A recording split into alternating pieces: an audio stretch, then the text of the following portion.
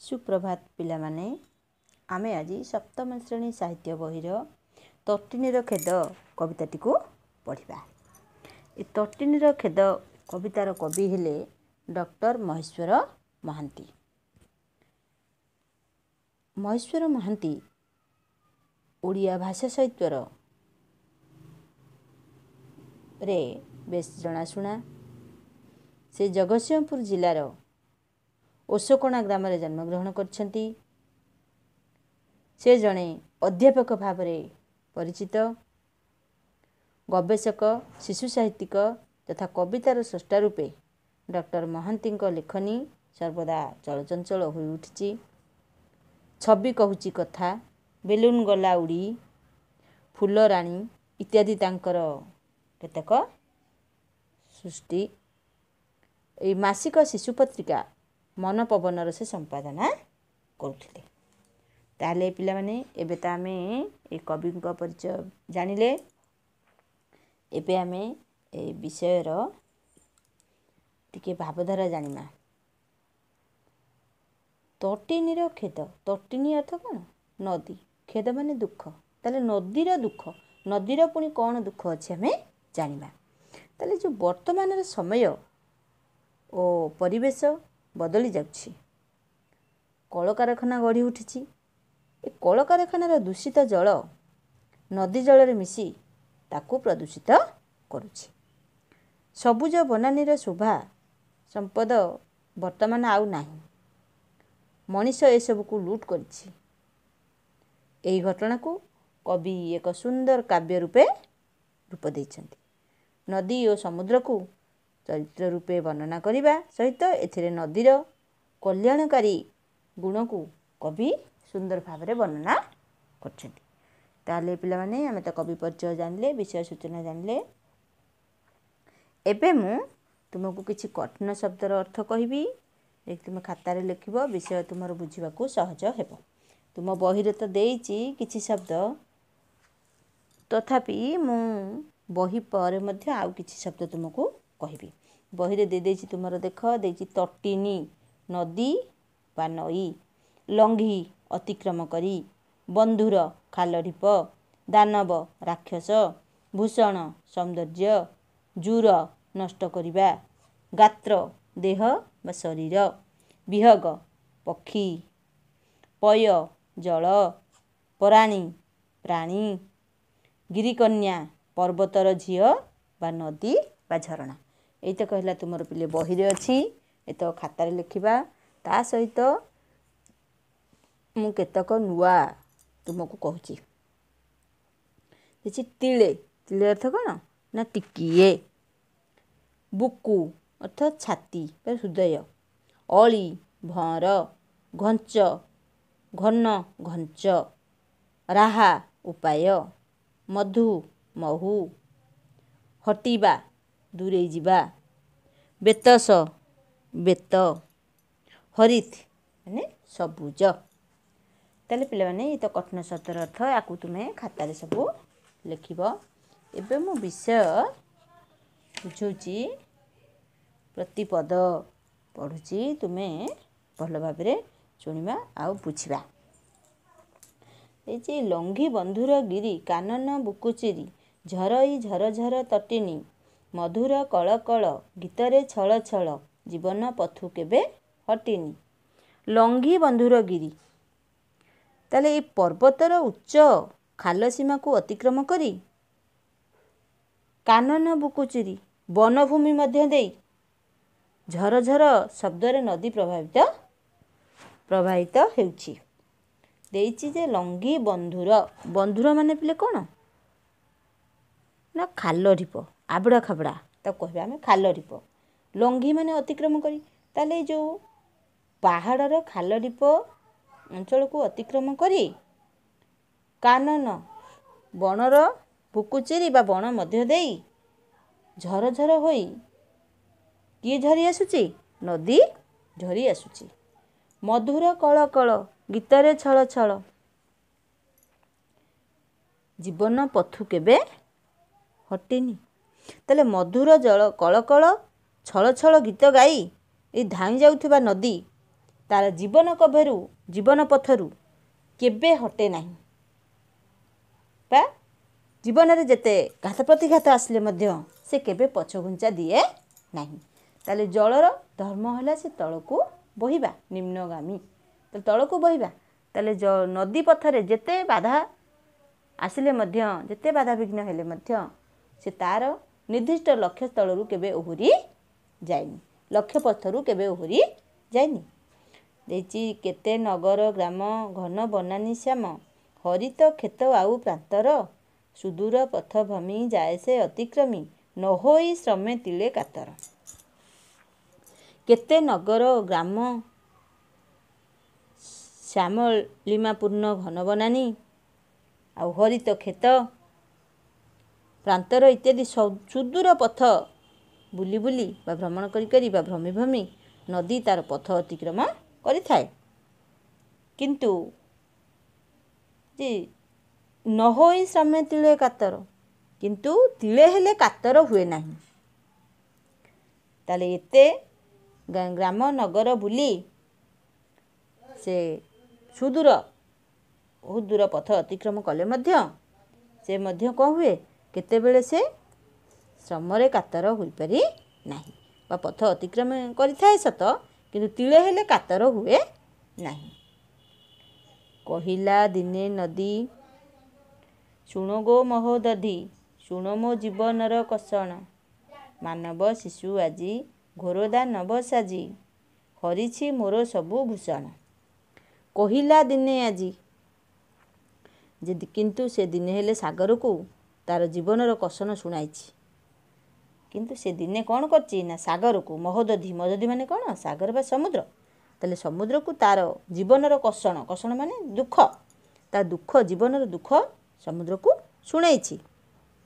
ଯେ ମାନବ ଶିଶୁ ଆଜି, ଆଜି ମଣିଷ ଘୋର ଦାନବ ସାଜି, ଦାନବ ମାନେ ରାକ୍ଷସ, ତାହେଲେ ଘୋର ଦାନବ ସାଜି ତାର ସବୁ ଭୂଷଣ ହରଣ କରିଛି ବୋଲି ସେ କହିଛି।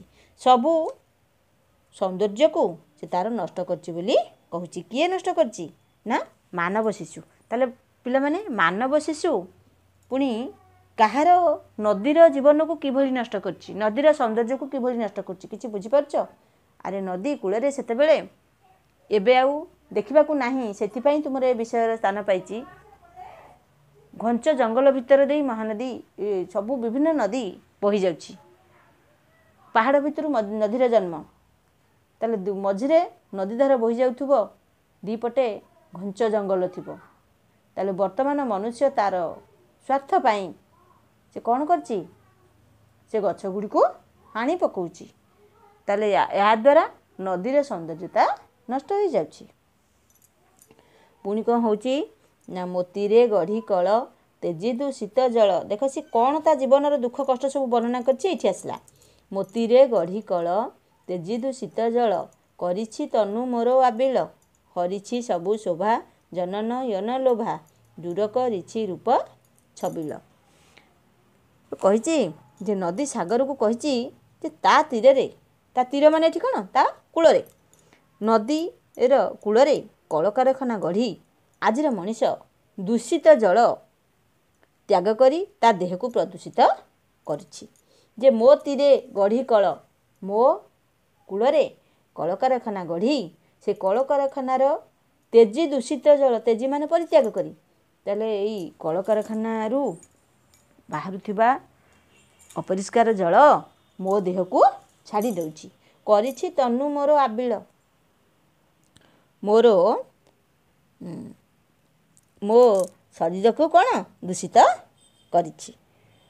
ହରିଛି ସବୁ ଶୋଭା ଜନନ ୟନ ଲୋଭା, ଜୁର କରିଛି ରୂପ ଛବିଳ। ଏଇ ଜନମନ ଲୋଭା ତାର ସବୁ ଶୋଭାକୁ ହରଣ କରି ତାର ଛବିଳ ରୂପକୁ ଲୁଟ୍ କରିଛି। ତାହେଲେ ଏଇ ଯେଉଁ ନଦୀର ଯେଉଁ ଶ୍ୟାମଳିମାପୂର୍ଣ୍ଣ ସେକୁ ମଣିଷ କ'ଣ କରିଛି, ତାକୁ ସବୁ ଲୁଟ୍ କରିଛି, ହରଣ କରି ନେଇଛି। ତାର ସବୁ ସୌନ୍ଦର୍ଯ୍ୟକୁ ସେ ମଣିଷ ନଷ୍ଟ କରି ଦେଇଛି। କିଆକେ ତକି ବନ ବେତସ କୁଞ୍ଜ ଘନ, ମୋତିରେ ଶୂନ୍ୟ ଆଜି ସିନ୍ଧୁ ଗୋ, କାହିଁବି ଅଗ ଗାନ କୋକିଳ କୁହୁ ତାନ, ଜହୁଁ ରଇ ମଧୁ ବିନ୍ଦୁକ। କିଆ କେତକୀ ବନ, ଯଦି ତା ଦେହରେ ଆବର୍ଜନା ଭରି ଦେଉଛି, ଆଉ ପଦ୍ମ ଫୁଟୁନାହିଁ, ଆଉ କ'ଣ ତା ଦେହରେ ପଦ୍ମ ଫୁଟୁନି କି ମହୁମାଛି ଆସି ମହୁମାଛି ମଧୁ ଲୁଟୁ କରୁନି, ସେ କେବଳ କ'ଣ କରୁଛି ନା କେବଳ ବିଷ ହିଁ ସେ ଆହାର କରୁଛି। ଯେ କିଆ କେତକୀ ବନ ବେତସ କୁଞ୍ଜ ଘନ, ମୋତିରେ ଶୂନ୍ୟ ଆଜି ସିନ୍ଧୁକ। ଯେ କିଆ କେତକୀ ବନ, କିଆ କେତକୀ ବେତ ଅନ୍ୟାନ୍ୟ କୌଣସି ବୃକ୍ଷ ତା ତୀରରେ ଆଉ ନାହିଁ। ଯେ କାହିଁ ବିହଗ ଗାନ, ପକ୍ଷୀମାନେ ଆଉ ଗୀତ ଗାଉନାହାନ୍ତି, କି ପକ୍ଷୀମାନଙ୍କର କାଳକକଳି ସ୍ୱର ଆଉ ଶୁଣାଯାଉନି, କୋଇଲିର କୁହୁତାନ ଶୁଣାଯାଉନାହିଁ, ଆଉ ଅମୃତ ଝରୁନାହିଁ। ତାହେଲେ ଯେଉଁ ନଦୀ ତା'ର ଦୁଃଖକୁ ପ୍ରକାଶ କରିଛି ଯେ ମୋ ତୀରରେ କଳକାରଖାନା ଗଢ଼ି ମୋ ଦେହକୁ ଦୂଷିତ ଜଳ ତ୍ୟାଗ କରି ମୋର ଶରୀରକୁ ଦୂଷିତ କରିଛନ୍ତି, ଯାହାକି ମୁଁ ମାତ୍ର ବିଷକୁ ମୁଁ ଆହାର କରୁଛି। ମୋର ସବୁ ସୌନ୍ଦର୍ଯ୍ୟକୁ ମଣିଷ ରାକ୍ଷସ ସାଜି, ମଣିଷ ବା ମାନବ ଦାନବ ସାଜି ସବୁ ମୋର ସୌନ୍ଦର୍ଯ୍ୟକୁ ନଷ୍ଟ କରି ଦେଇଛି। ତାହେଲେ ସେଥିପାଇଁ କିଆ କେତକୀ ବନ ବେତସ ବନ କୁଞ୍ଜ ଘନ ବା ଘଞ୍ଚ ଜଙ୍ଗଲ ସବୁ ମୋର ଆଜି ଶୂନ୍ୟ ହୋଇଯାଇଛି। କାହିଁ ସେ ମୋ ପାଖରେ ଆଉ ପକ୍ଷୀମାନଙ୍କର ସେଇ କାଳକକଳି ରାବ, ତା ସହିତ କୋଇଲିର କୁହୁ କୁହୁ ଗୀତ ଆଉ ଶୁଭୁନାହିଁ, କି ଆଉ ମଧୁ ଝରୁନାହିଁ, କି ମଧୁ ସଂଗ୍ରହ କରିବାକୁ ଆଉ ମୋ ପାଖକୁ ଆସୁନାହିଁ। ଶୁଣି ତଟିନୀ ବାଣୀ ବକ୍ଷକୁ ନେଇ ଟାଣି, କହିଲା ସିନ୍ଧୁ ଗିରି କନ୍ୟା ଗୋ, ଲଭି ଈଶ୍ୱର କୃପା ତୁଅଟୁ ମାତୃରୂପା, ତୁହି ତ ଜଗତରେ ଧନ୍ୟା ଗୋ। ଶୁଣି ତଟିନୀ ବାଣୀ, ବାଣୀ ମାନେ କ'ଣ କଥା, ତାହେଲେ ନଦୀର କଥା ଶୁଣି ସିନ୍ଧୁ ବକ୍ଷକୁ ନେଇ ଟାଣି କହିଲା ସିନ୍ଧୁ, ବକ୍ଷକୁ ନେଇ ଟାଣି କହିଲା ସିନ୍ଧୁ ଗିରି କନ୍ୟା ଗୋ। ତାହେଲେ ନଦୀର ଏଇ ଦୁଃଖ କଥା ଶୁଣି ସିନ୍ଧୁ କ'ଣ କଲା, ସିନ୍ଧୁ ମାନେ କ'ଣ ସାଗର, ସାଗର କ'ଣ କଲା ତା ବକ୍ଷକୁ ଟାଣି ନେଲା, ତାକୁ ମା ବୋଲି କୋଳେଇ ଧରିଲା, କ'ଣ କହିଲା ଗିରି କନ୍ୟା ଗୋ, ପାହାଡ଼ ଗିରି କନ୍ୟା ମାନେ ପାହାଡ଼, ଗିରି କନ୍ୟା ଗୋ, ସେ ନଦୀକୁ ଗିରିକନ୍ୟା ବୋଲି କହିଛି। ଲଭି ଈଶ୍ୱର କୃପା, ଈଶ୍ୱରଙ୍କର କୃପା ଲାଭ କରି ତୁଅଟୁ ମାତୃରୂପା, ତୁ ଏ ଜଗତର ମାତୃସ୍ୱରୂପା, ଜଗତ ଧନ୍ୟା ହୋଇଛି ବୋଲି ତାକୁ ବୁଝାଇ ଦେଇଛି। ତାହେଲେ ତୁ ଜଗତରେ ଧନ୍ୟ ହୋଇପାରିଛୁ, କାହିଁକି ନା ତୋର ଏ ଜଳ ଏ ପୃଥିବୀ ପୃଷ୍ଠକୁ ଦେଇ ସମସ୍ତଙ୍କ ପାଇଁ ଆହାର ଯୋଗାଇ ତୁ ତୋର ଏଇ କଲ୍ୟାଣକାଣୀ ଗୁଣ ଯୋଗୁଁ ତୁ ଜଗତରେ ମା ହୋଇପାରିଛୁ। ଯେମିତି ମା ତା'ର ଛୋଟ ପିଲାଟିକୁ ଜନ୍ମ ଦେଇ ଲାଳନ ପାଳନ କରି ଛୋଟରୁ ବଡ଼ କରି ତା'ର ବକ୍ଷରୁ କ୍ଷୀର ଦେଇ ସେ ବଡ଼ କରିଛି, ସେଇଭଳି ଭାବେ ତୁ ମଧ୍ୟ ଜଗତରେ ଧନ୍ୟା ହୋଇଯାଇଛୁ, ମାତୃସ୍ୱରୂପା ହୋଇ ତୁ ଜଗତରେ ଧନ୍ୟା ହୋଇଯାଇଛୁ। ତୁ ତୋ ପାଇଁ, ତୋ ଲୋକମାନଙ୍କ ପାଇଁ ଖାଦ୍ୟ, ଜୀବମାନଙ୍କ ପାଇଁ ଜଳ ତୁ ତୋ ଶରୀରରୁ ଦେଇ ତୁ ଜଗତରେ ଧନ୍ୟା ହୋଇଛୁ, ଧନ୍ୟା ହୋଇଛି ବୋଲି ତାକୁ ବୁଝାଇ ଦେଇଛି। ସେ ମାନବ ମହାବଳୀ ପ୍ରକୃତି ପାଦେ ଦଳି, ନ ମାନି ବିଧାତାର ନିୟମ, କରୁଛି ଆଜି ଯାହା କାହିଁ ତା ପାଇଁ ରାହା, ଲଭିବ ଦିନେ ଫଳ ଚରମ।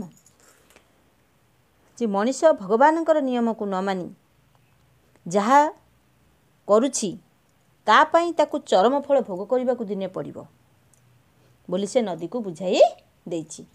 ଆରେ ଯେତେବେଳେ ମନୁଷ୍ୟ ତା ସ୍ୱାର୍ଥ ପାଇଁ ସିଏ କେତେ କାହାର ବାସ ଉଜାଡ଼ି ଦେଉଛି, କେତେ କେଉଁ ଜୀବନ, ଗଛର ଜୀବନ ଅଛି ନା ନାହିଁ, ଗଛକୁ ନଷ୍ଟ କରିଦେଉଛି, କାଟି ଦେଉଛି, ତାହେଲେ ଏମିତି ମଣିଷର ସମୟ ଆସିବ, ସେ ଦିନେ ନା ଦିନେ ତା'ର ଏଇ କରିଥିବା କାମର ବା କରିଥିବା କର୍ମର ଉଚିତ ଫଳ ପାଇବ। ତାହେଲେ କରୁଛି ଆଜି ଯାହା କାହିଁ ତା ପାଇଁ ରାହା, ତା ପାଇଁ କେଉଁଠି ଆଉ राहा नहीं, किछि आउ उपाय नहीं। दिने ना दिने से करिथिबा फलर इ चरम फल भोग करबाकू पड़िबो। गाई कर्मर जय देय मृतपय पोषुचु कोटि जन पराणी झरुछु झरुथिबु पराण भरुथिबु तुहित जगतर कल्याणी। जे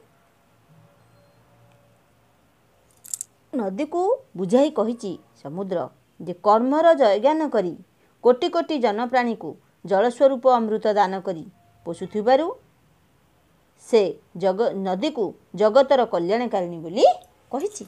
जे गाई कर्मर जय तू करिथिबा कामर जयज्ञान करी देई अमृत पय पय माने पानी अमृत माने तू देउ अमृत रूपक पानी को बा जल स्वरूप अमृत को दान करिचु दान करी शह शह प्राणी को पोषुचु आउ सेथिपाई नदी को जगतर कल्याणकारी बोली कहिछि। ताले सेथिपाई से ताकू नदी को कल्याणकारी कहीं कह जाइए आसी पार। ताले शह शह प्राणी को से तार नदीर जल को अमृत स्वरूप देउथुबारु ताकू जगतर कल्याणकारी बोली कह जाइछि। ताले पिला माने मु तो विषयटी को पढ़ीदेली एबे बुझेइली। एबे आमे आसीबा ए अभ्यास प्रश्न उत्तर किछि आलोचना करिबा। देख भलरे मन देई सुन जे केउ केउ पथ अतिक्रम करी नदी बही जाए। बंधुर गिरी कानन नगर ग्राम हरित खेत प्रांतर और सुदूर पथ अतिक्रम करी नदी बही जाए। नदी शेष रे काहाकू भेटे? नदी शेष रे महोदधी बा समुद्र को भेटे। नदी कूल रे कौन सब गढ़ी उठिछि? नदी कूल रे कलकारखाना गढ़ी उठिछि। महोदधी को कौन नदी कौन कहिला? महानदी को नदी ता जीवनर दुख विषय रे कहिला बा जीवनर कषण विषय रे कहिला। नदी रे बास करुथिबा 5टी जलचर जीवर नाम कौन? नदी रे बास तमे तो जानिछ नदी रे किए रहंती? माछ कइंछ कुंभीर बेंग साप नहीं। ताले बर्तमान आसला 2 नंबर। तटिनी काहींकी दुख अनुभव करुची ना मनीष तटिनीर समस्त भूषण हरण करिछि। ता तीर रे कलकारखाना गढ़ी दूषित जल रे ता तनु को आबिल करिछि। तार समस्त शोभा को लुंठन करिछि। तेणु से दुख अनुभव करिछि। तुहित जगतर कल्याणी बोली कवि काहाकू कहिछन्ति? नदी तार अमृत सदृश जल दान करी कोटि कोटि जन प्राणी को पोषुछि। तेणु कवि ताकू तुहित जगतर कल्याणी बोली कहिछन्ति। नदी आमर की उपकार करे? नदी आमको जल दान करे। नदी जल हेतु एहार तीरवर्ती क्षेत्र रे सबुज फसल लहड़ी भांगे। नदी तीर रे कलकारखाना गढ़ी जावा फल आमर की असुविधा होउछि? नदी तीर रे कलकारखाना गढ़ी जावा उठिबा फल रे एहार तीरर शोभा नष्ट होउछि। कलकारखानार आवर्जना रे नदीर जल दूषित होउछि। नदी को मातृरूपा बोली काहींकी कह जाइछि? नदी होउछि गिरिकन्या। से ईश्वरंकर कृपा लाभ करी जलदान देई जगतर मंगल साधन करुथिबारु ताकू मातृरूपा बोली कह जाइछि। ई तो पिले गला 1 नंबर और 2 नंबर। एबे एमे आसीबा 3 नंबर सरलार्थ। देखि सुदूर पथभ्रमी जाए से अतिक्रमी न होई श्रमे तिले कातर। देख आमे एरा को विषय रे वर्णना कर जाइछि? आमे लिखिबा जे एथारे कवि नदीर महत्व विषय रे वर्णना करिसेंती। जे नदी किबळी एते पथ अतिक्रम करी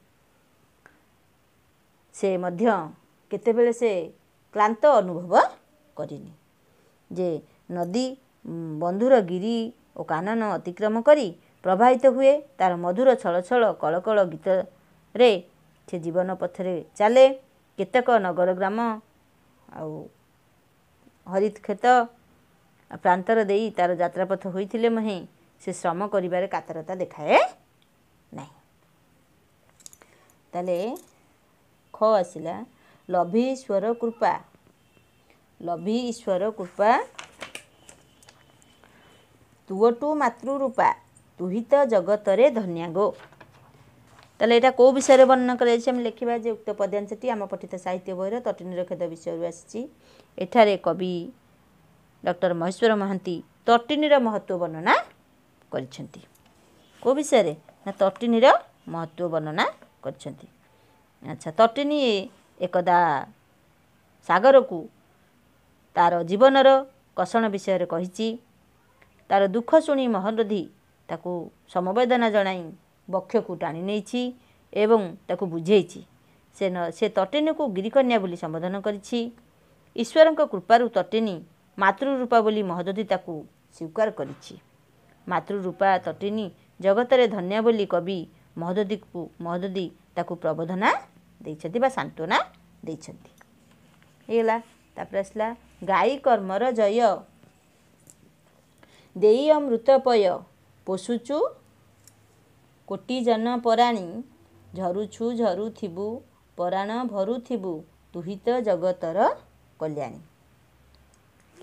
ताले ए उक्त पद्यांशटी आम पठित साहित्य बहिर तटिनीर खेद विषय आसी। एठारे डॉक्टर महेश्वर महांती तटिनी को जगतर कल्याणी बोली वर्णना करिसेंती। जे मानवर अत्याचार रे दुखिता तटिनी महानदी निकटरे निज जीवनर कषण विषय कही। महानदी तटिनी को निज बक्ष को टाणी नहीं ताकू गिरिकन्या मातृरूपा जगत धन्य इत्यादि कही प्रबोधना देइछि। मनीष तार कर्मफल निश्चय भोग को भोगिब से क्षोभ न रखी अमृत जलदान करी कोटि कोटि जनप्राणी को पोषुथिबा तटिनी जगतर कल्याणी होई रहिबाकू महोदधी तटिनी को कही। ये गला पिले 3 नंबर। बर्तन आसला 4 नंबर। दूर शब्द पूर्वरे सु जोड़िले हुए सुदूर हुए यह अति दूर को बुझाए। सेहीपरि पूर्वरे सु जोड़ी 5टी शब्द लिखिबा। देखबा सुगति सुसुप्ति सुखाद्य सुमार्ग सुमधुर। 5 नंबर देछि शुद्ध शब्दटी को बाछि वाक्य व्यवहार करी लिख। देछि कषण कषण कषण गोटे देछि दंतस गोटे मूर्धन्यस गोटे तालवेश। एटा कौन हम कषण ये मूर्धन्यस। ताले पिलाटी दुख कषण सही मनीष होइछि। गोटे अतिक्रमी गोटे अतिक्रमी गोटे अतिक्रमी गोटे जोड़े देछि तरे हसई गोटे मरे दीर्घई गोटे मरे हसई गोटे मरे हसई। ताले कोउटा आमे हबो दुईटी जाक आमर हबो अतिक्रमी माने दुईटी जाक हसई। दुईटी जाक हसईटी ठीक मझिटी। ताले पहाड़ पर्वत को अतिक्रमी बाट चलिबा कष्टकर। ईश्वर ईश्वर ईश्वर देख सरे अलगा अछि हर्षई रे अलगा अछि। ताले इटा हबो कोन दीर्घई आउ स्वर प्रत्यय ईश्वर को स्मरण करिबा उचित। भूषण भूषण भूषण देख स अछि अलगा आ गोटे भरे दीर्घ हर्षऊ अलगा अछि। देछि भरे दीर्घ भू मूर्धन्यस ण भूषण दया और विनय महत लोकर भूषण। ये तो गला है केते नंबर 5 नंबर। बर्तन आसीबो 6 नंबर। दिया जाइथिबा शब्द गुड़िकर 2टी लेखाएं प्रतिशब्द लेख। देछि तटिनी तटिनी कौन हम नदी आउ निर्झरिणी। विहग विहग माने पक्षी चढ़ई। महोदधी समुद्र सागर। नयन नेत्र चक्षु। जल पानी पय। गिरी पहाड़ पर्वत भूधर हो पार होगला। तापर आसला 6 नंबर 7 नंबर। दिया जाइथिबा शब्द गुड़िकर विपरीतार्थ बोधक शब्द लिखिबा। दूषित दूषितर कौन हम निर्मल। दिन दिनर राति। जय जयर कौन हम पराजय। अमृत अमृतर कौन हम ना विष।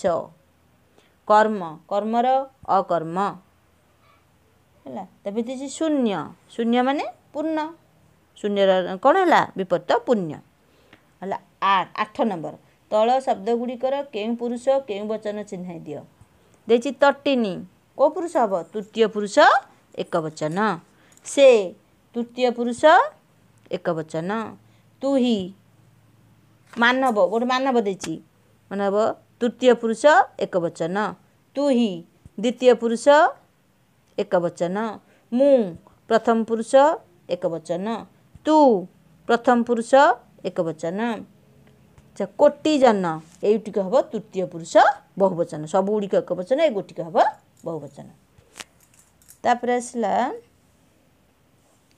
9 नंबर देछि कल कल परी आउ केतोटी जुग्म शब्द लिखिबा जे कल कल परी सेमती हम छल छल जल जल ढल ढल मल मल दल दल हो पारिबो तापर आसला 10 नंबर देछि प्राय 50 शब्द मध्य उत्तर लिखिबा ताले एटा होछि पिले दीर्घ उत्तर मूलक तुमरा तुमे लिखिला तटिनी को काहेकि जगतर कल्याणी बोली कुहा जायछि तुमे लिखिला बेले कवि परिचय तो लिखिबो तापरे उत्तर लिखिबो जे आग कवि परिचय टिक आमे लिखिबा जे पहाड़र बंधुर सज्जारू नदी प्रभावित होइछि नदी प्रभावित होइछि हुए एहार मधुर कलकल छल ध्वनि करी केते नगर ग्राम घन बनानी देई बही जाए नदी प्रवाह द्वारा तार देश रे शोभा पाए सबुज बनानी और हरित खेत से अमृत मधुर जल दान करी कोटि कोटि प्राणी जगत को बंचाई रखे एही गिरिकन्या तटिनी ईश्वर कृपारू मातृरूपा होई जगत धन्य होइथाए तार गतिपथ केबे हेले प्रतिहत हुए नहीं से कर्मर जयगान करी प्रभावित होइथाए तार असीम त्याग जगतर हित साधन करे तेणु तटिनी को जगतर कल्याणी बोली कह जायछि ताले तुमे ए लेखक महेश्वर महांती को विषय रे आग लिखिबो तापरे उत्तर लिखिकी लिखबो तापर देछि नदी जल को निर्मल रखिया पाई आमे कोन करिबा उचित जे नदी जल को आमे कोन करिया पाई आमे कोन कले आमे निर्मल रखि परिबा आमे एथिरे भी सेही लेखक कवि परिचय लिखिबा तापरे उत्तर लिखबा जे गिरिकन्या तटिनी जगतर मातृस्वरूपा से अमृत तुल्य जलदान करी जगतर अशेष कल्याण साधन करथाए तार जलदान द्वारा तीरवर्ती अंचल सबुज बनानी रूप निए खेतरे हसी उठे सुनार फसल समयर गति कलकारखाना गढ़ी उठी तार जल को दूषित करे यह जगतर प्राणी मानक पई अशेष क्षतिकारक हुए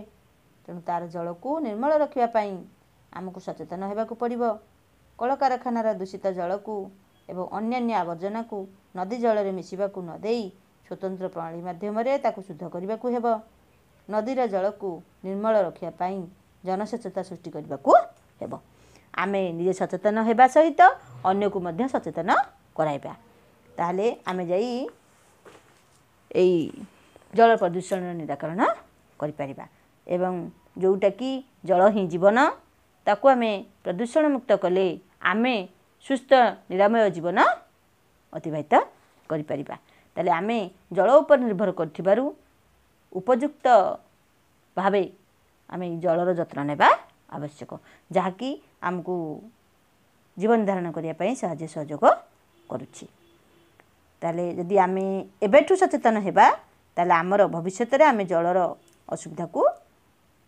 सम्मुखीन हेबा नाही ताले पिला माने तो विषय टिकु सरिला मु तो विषय बुझेई देली हला विषय भल भाव बुझिल प्रश्न उत्तर आलोचना कली एबे तुमे सबुतक अभ्यास थिबा प्रश्न उत्तर गुडी को खाता रे करदेबा अभ्यास रे थिबा प्रश्न उत्तर खाता रे करबा ता सहित कठिन शब्दर अर्थ को लिखिबा कवि परिचय लिखिबा कठिन शब्दर अर्थ लिखिबा अभ्यास गुडी को खाता रे करबा विषयटी को भल रे मन रखिबा ताले पिला माने आज पई कालांश एतिकी।